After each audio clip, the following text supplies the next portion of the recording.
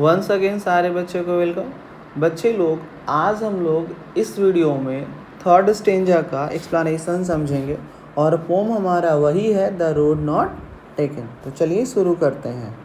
And both that morning equally lay in leaves no step had trodden black. Oh, I kept the first for another day, yet knowing how we leads on to way, I doubted if I should ever come back.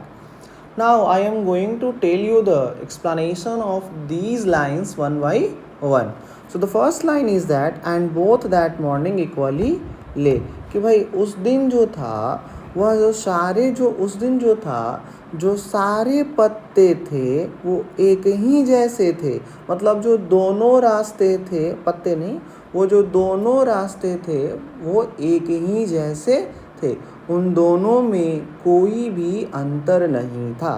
So we can say that from this line Robert Frost wants to say us that both paths appeared equally inviting and promising that morning, कि भाई उस दिन जो था जो दोनों रास्ते थे वो एक ही जैसे थे, एक ही जैसे लग रहे थे, उन दोनों में कोई अंतर नहीं था। In lips no step had trodden black. Trodden का मतलब होता है बच्चा क्रस्ड अंडर फीट, पैरों के द्वारा कुचला गया, मतलब चला गया। तो देखते हो जब हम लोग घास पे चलते हैं, ग्रासेस पे चलते हैं तो उन पे चलने के निशान आ जाते हैं, तो यहाँ पे उसी चीज़ की बात हो रही है। So what does it mean in lips no step had trodden black? In by this line, Robert Frost wants to say that neither path had been heavily traveled recently.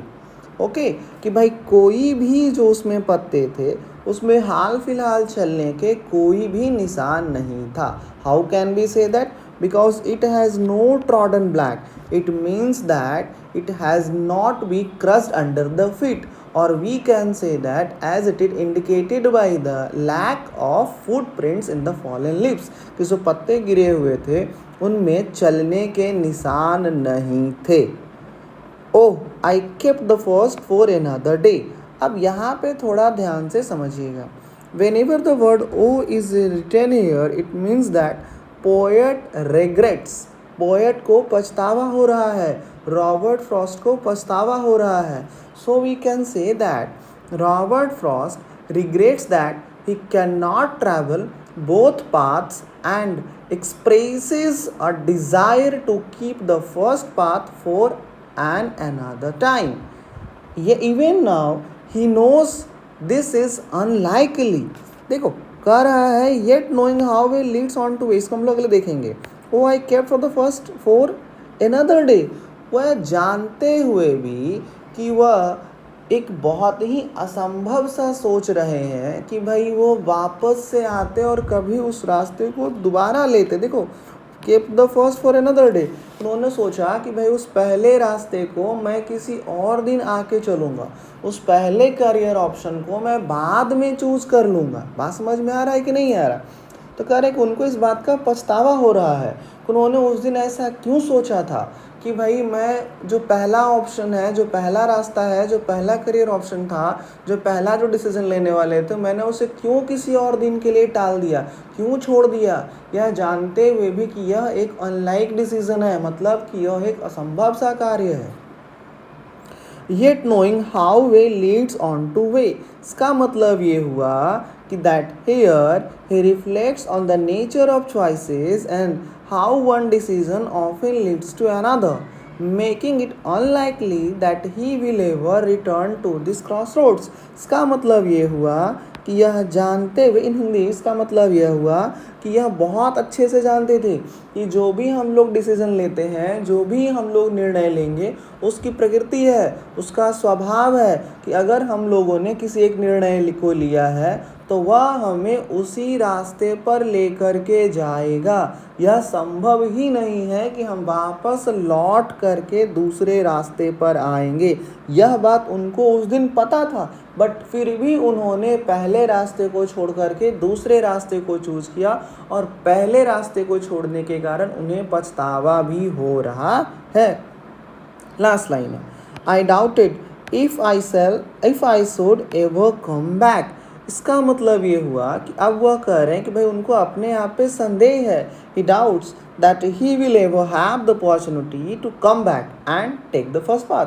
कि भाई अब शायद ही उनको संदेह है कि शायद ही भविष्य में अब यह अवसर उनके पास होगा कि भाई अब वो वापस से उनको एक और मौका मिलेगा, एक चांस मिलेगा, एक अपॉर्चुनिटी मिलेगी, वह वापस से उस पहले रास्ते पर आए। उनको इस बात का संदेह है क्योंकि अब उनको पता चल चुका है कि उनकी जो चॉइस है वो फाइनल हो चुकी है।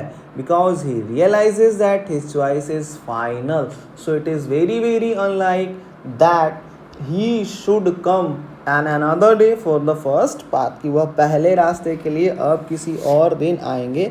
यह एक बिल्कुल ही असंभव सा बात है। बात समझ में आ गया? आई होप कि आपको ये 4 लाइन्स का एक्सप्लेनेशन अच्छे से समझ में आ गया होगा। Now, this is the last stanza, that is the 4th stanza, and this is very very important stanza. This is very very important. I shall be telling this with a shy, somewhere ages and ages hence, 2 roads diverged in a wood, and I took the one less traveled by, and that has made that all the difference. अब यहाँ पे थोड़ा ध्यान से समझिएगा। यहाँ पे क्या कह रहा है कि that I shall be telling this with a shy. It means that he imagines himself. What he is doing? He imagines. He imagine himself telling this story in the future. कि भाई अब अपने आप को वह कल्पना कर रहे हैं कि भविष्य में वह अपनी कहानी को बता रहे होंगे, याद कर रहे होंगे। बात समझ में आई कि नहीं है? Perhaps with a sigh of regret. अब यहाँ पे जो साई है ये बहुत ही है। इसके 2 मतलब है। एक है बच्चा रिग्रेट भी है, ठीक है ना, और दूसरा जो है वो कॉन्सोलिडेशन भी है। कॉन्सोलिडेशन, संतावना जिसको बोलते हैं ना, that there is no regret, मुझे कोई पछतावा नहीं। इसके 2 मतलब है। But first time I will explain you in the regard of regret, and the second time I will tell you in the regard of consolidation, अपने आप को संतावना देने की नहीं ऐसी कोई गलती मेरे से नहीं हुई। तो पहले रिग्रेट को ही ध्यान में रख के चलते हैं, क्योंकि जो साई होता है वो ज़्यादातर केसेस में जो रिग्रेट के केस में ही किया जाता है, ठीक है। तो थोड़ा ध्यान से इसको समझिएगा। So now in the first line, he imagines himself telling this story in the future perhaps with the sigh of regret, कि भाई इस कहानी को जो है भविष्य में जो है एक रिग्रेट के साथ सुना रहे होंगे। समवेयर एजेंस हेंस, इसका मतलब ये हुआ कि वह अपनी इस कहानी, तो भाई एजेस के मतलब ही फ्यूचर हो गया कि भाई he will telling this story in the distant future, suggesting that the memory of this decision will stay with him for a long time, कि भाई उनके साथ जो ये मेमोरी है, उन्होंने जो डिसीजंस लिया है, उन्होंने जो करियर लिया हुआ, उसकी जो मेमोरी है एक काफ़ी लॉन्ग टाइम तक रहने वाली है। वो बहुत जल्दी ख़त्म होने वाली नहीं है, एक लॉन्ग टाइम तक रहने वाली है उनकी मेमोरी। लॉन्ग टाइम मेमोरी क्या कहेंगे? Long time memory. समझ जाइएगा बच्चों। अच्छा चलो मैं आपके लिए अच्छे से ही लिख देता हूँ। Long time memory. आइए समझते हैं हम लोग। 2 roads diverged in a wood and I। अब इसका मतलब क्या हो गया कि now the poem is going to end with the repetition of the opening line. If you go through the opening line of this poem, you will find that this line is the starting line. तो हम लोग यहाँ देख सकते हैं कि ये जो पोम है वो एंड होने वाला है, और एंड जो है वो ओपनिंग लाइन से ही हो रही है। मतलब हम लोग कह सकते हैं अंतः अस्ति आरंभा, मतलब जिससे अंत हो रहा है वही आपकी क्या है? शुरुआत भी है। तो यहाँ पे क्या है? जिससे शुरुआत हुई थी उसी से अंत यहाँ पे हो रहा है। चलिए इसको समझिएगा। तो 2 roads diverged in a wood and I, इसका मतलब क्या हो गया कि यहाँ पे जो ओपनिंग लाइन से किया हुआ है, क्योंकि Robert Frost wants to emphasize the choice he faced and the path he ultimately chose, because ये जो यहाँ पे पोएट हैं, जो कवि हैं, वो एम्फेसाइज करना चाहते हैं, जोर देना चाहते हैं इस बात पे कि भाई उन्होंने जिस रास्ते को चूज़ किया, अल्टीमेटली चूज़ किया, उनको उस चीज़ का सामना करना पड़ा। उसमें जो चैलेंजेस थे, जो प्रॉब्लम्स थे, जो हार्डशिप्स थे, जो हार्ड वर्क थे, जो लेबर थे, उन सब का उनको सामना करना पड़ा। I took the one less troubled by and that has made all the difference। और यहाँ पे वो यह कहना चाहते हैं I took one less travelled by, वो अपने आप को समझा रहे हैं कि he has chosen the path that appear to be less travelled, कि वह उस पाथ को उन्होंने चूज किया था जो काफ़ी कम चला गया था, suggesting that he took a less conventional और पॉपुलर पाथ इन लाइफ। वह इस बात को मानते हैं कि भाई उन्होंने जो रास्ता चूज़ किया था वह शायद बढ़िया था। इस चीज़ को उन्होंने ध्यान में रखा था कि वह जो रास्ता है वो काफ़ी कम चला गया था और उनके जीवन का काफ़ी ज़्यादा पॉपुलर पाथ था। And that has made all the difference. And the poem concludes with the assertion that this choice to take the less traveled path has had a significant impact on his life, कि उन्होंने जो अपने path को choose किया था उनके जीवन में एक महत्वपूर्ण बात है, एक महत्वपूर्ण चीज़ है। ठीक है, तो ये तो था भाई रिग्रेट का फर्स्ट और साई का फर्स्ट सेंस। अब मैं आपको साई का सेकंड सेंस भी समझाऊंगा, तो ध्यान से समझिएगा। चलिए बच्चे, इसको जो है दूसरा मीनिंग इसका जो है वो समझते हैं।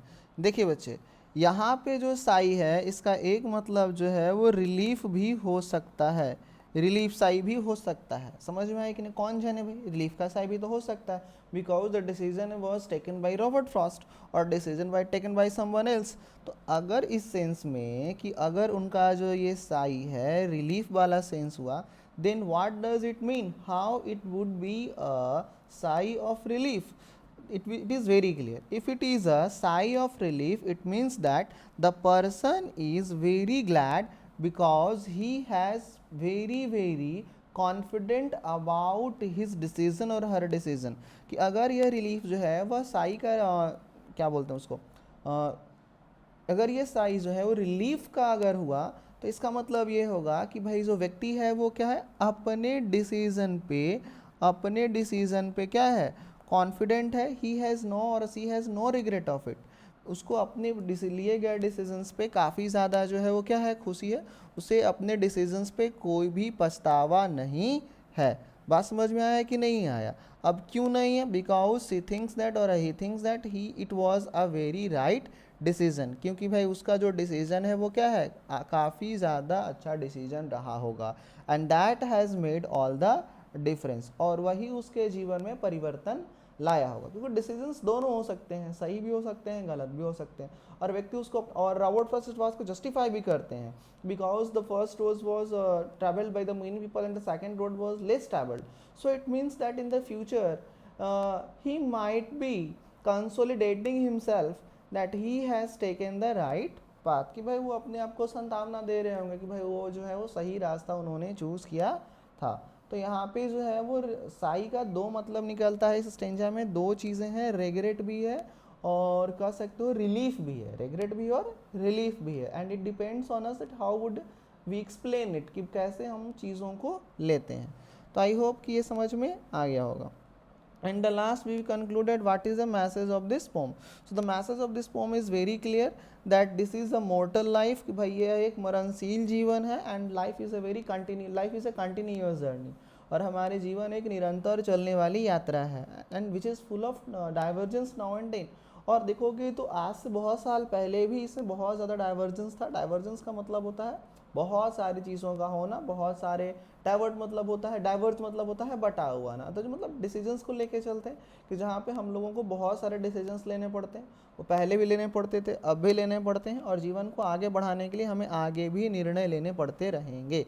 ठीक है ना? सबसे इम्पॉर्टेंट बात यह है कि हम अपने लिए गए डिसीजंस को पीछे ना देखें बल्कि आगे देखें, है ना, कि भाई वो सही क्या है और गलत क्या है। ठीक है? और द राइट और रॉन्ग आर रिलेटिव टर्म्स। देखो राइट और रॉन्ग काफ़ी रिलेटिव टर्म्स है। डिसीजंस लिए सही हो गया तो भाई बहुत बढ़िया था, डिसीजंस लिए कुछ गलत हो गया था, नहीं वो डिसीजंस गलत था। तो काफ़ी ज़्यादा एक रिलेटिव टर्म्स है। So we should not regret on anything that we have chosen, जो हम लोगों ने चूज़ किया। बट हाँ, whatever we are going to choose it we should collect the, कि अगर हमें किसी चीज़ की जानकारी नहीं है तो हमें उस चीज़ की जानकारी होनी चाहिए, है ना, उसके बाद ही हमें कोई निर्णय लेना चाहिए। तो आई होप कि आपको फर्स्ट से लेके 4 स्टेंजेस तक समझ में आ गया होगा। If you still have any confusion you can text me your question in the comment section. Till that, have a great day. Enjoy your studies. Thank you.